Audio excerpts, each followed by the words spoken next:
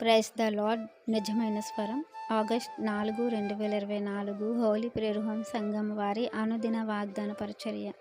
నా ప్రార్థన మందిరంలో వారిని ఆనందింపజేసేదను. యెషయా గ్రంథము 56 అధ్యాయము 7వ వచనము.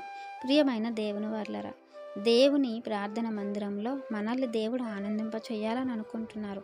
మరి మనము ఆ ఆనందాన్ని పొందుకోవాలన్నా, దేవుడు మన ప్రార్థన వినాలి అన్నా, ఆ ప్రార్థనకు సమాధానం ఇవ్వాలి అన్నా, మనము ముందుగా దేవుణ్ణి ఆనందపరచాలి.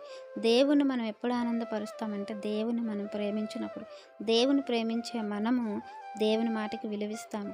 దేవుని మాట ఏంటంటే విశ్రాంతి దినమును అపవిత్రపరచకుండా ఆచరించాలి అని అంటున్నారు. మరి దేవుని విశ్రాంతి దినమందు, ఆ పరిశుద్ధ దినమందు మనము పరిశుద్ధ జనాంగముగా దేవుడు మన కొరకు ప్రతిష్ఠితపరిచినటువంటి దినమందు ప్రతిష్ఠిత జనముగా ఏర్పరచబడ్డ మనము దేవునితో గడపటానికి ఇష్టపడుతున్నామా? అలా ఇష్టపడితే దేవుడు మనల్ని ఆనందింపచేస్తారు. కానీ మనం ఏం చేస్తున్నామంటే ఆ సన్నిధిని, ఆ మందిరాన్ని, అలాగే దేవుని నామాన్ని మనము నిర్లక్ష్య పెడుతున్నామని దేవుడు మాట్లాడుతున్నారు, బాధపడుతున్నారు. ప్రియమైన దేవుని వార్లరా, దేవుడు ఆ దినాన్ని పరిశుద్ధపరిచారు మన కోసమే. 6 దినాలు కష్టపడి ఆయన పనులను ముగించుకొని 7వ దినాన విశ్రమించారు.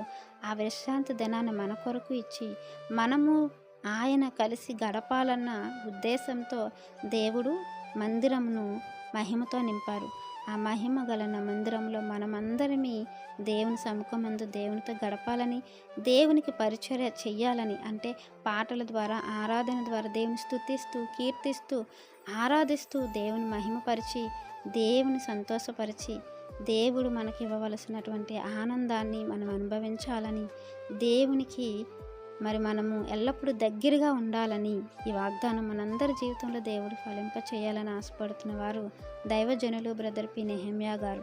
God bless you. ఆమెన్.